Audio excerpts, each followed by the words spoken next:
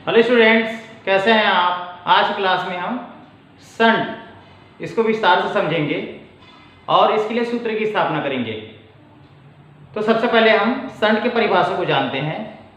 Shunt एक कम प्रतिरोध का तार होता है जिसे हम धारामापी के साथ समांतर क्रम में जोड़ देते हैं। संट को धारामापी के साथ समांतर क्रम में जोड़ देने पर कुल धारा का अधिकतम भाग संट में से प्रवाहित होता है और बहुत कम धारा या न्यूनतम धारा धारामापी में से प्रवाहित होता है। कम या न्यूनतम धारा के धारामापी में से प्रवाहित होने के कारण धारामापी में लगा सुई मुड़ने या टूटने से बच जाता है।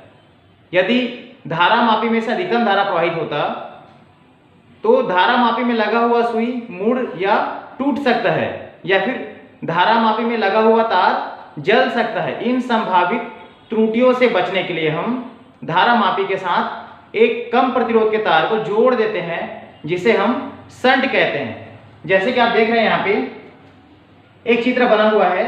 इस चित्र में धारामापी के साथ संट को समांतर क्रम में जोड़ दिया गया है। इस परिपथ में कुल धारा कैपिटल आई है। ये धारा दो भागों में बढ़ जाता है।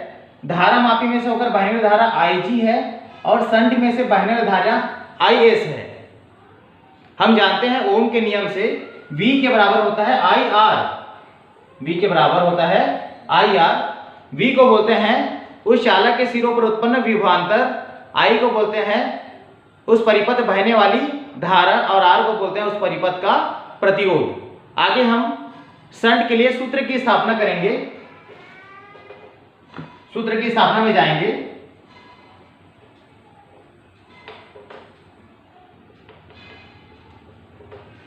तो इस परिपथ में आप देख रहे हैं कुल धारा कैपिटल I है। ये दो भागों में बढ़ गया है। संट में से Is धारा बह रहा है और धारामापी में से Ig धारा बह रहा है। तब कुल धारा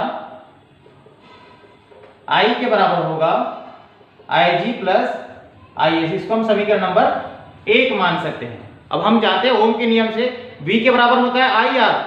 V चालक के सिरों पर उत्पन्न विभवांतर है। तब धारामापी के सिरों पर उत्पन्न विभवांतर आगे लिखेंगे।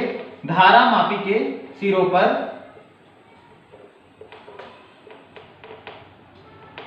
उत्पन्न विभवांतर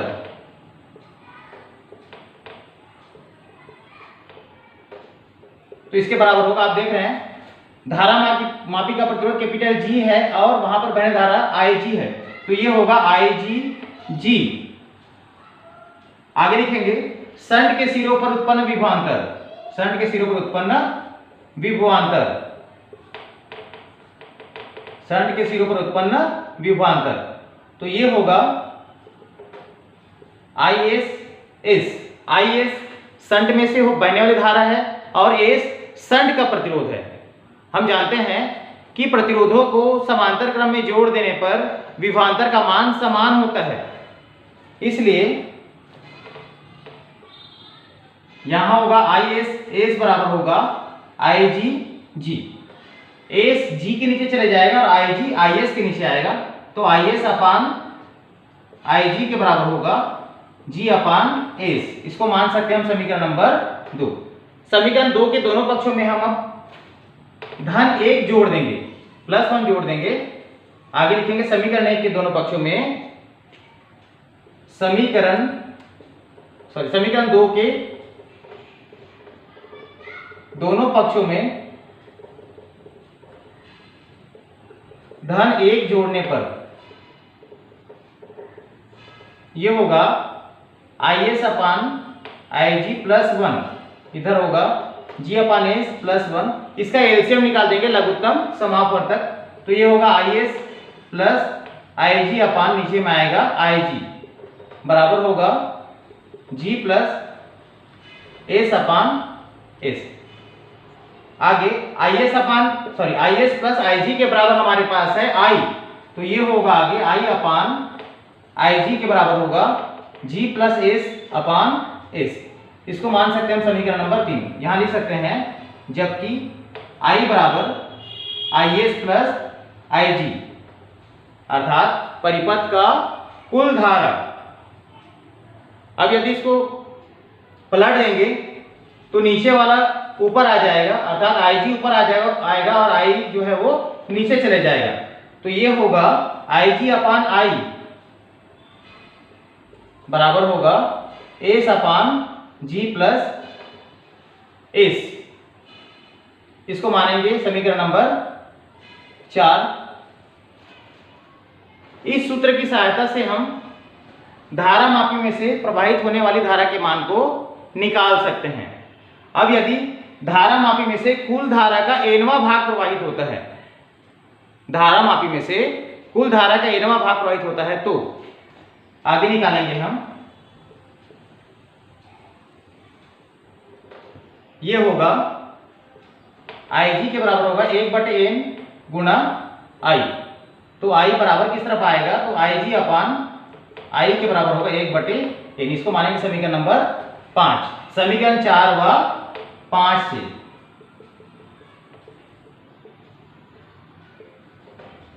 दोनों का लेफ्ट साइड बराबर तो राइट साइड भी बराबर होगा। तो ये होगा 1/n के बराबर I upon G plus S। आगे इसका तिर्यक गुना कर देंगे, G प्लस S बराबर किस तरफ आ जाएगा, और n बराबर के, सॉरी यहां पर S है, n बराबर किस तरफ चले जाएगा, तो ये होगा ns। अब s को पक्षांतर करके बराबर की उस तरफ लेकर जाएंगे, तो g के बराबर होगा ns minus s। s common निकल जाएगा, बचेगा n-1 और n-1 g के नीचे आएगा, तो s के बराबर बनेगा g अपान n-1। यही अभीष्ट व्यंजक है। शंट का उपयोग हम धारा मापी के साथ समांतर क्रम में जोड़कर करते हैं। इस प्रकार से इसका उपयोग करने पर धारा मापी के सुई में उसके टूटने या मुड़ने की संभावना बहुत कम होती है। साथ ही धारा मापी में लगा हुआ तार जलने से बच जाता है। इसका हानि शंट के उपयोग करने से धारा मापी की सुग्राहिता कम हो जाती है। सुग्राहिता का अर्थ यह होता है कि यदि हम अल्प धारा भी देंगे तो वहां सुई में विक्षेप होगा, लेकिन शंट का ज्यादा उपयोग करने से धारा मापी की सुग्राहिता कम हो जाता है। So thanks students.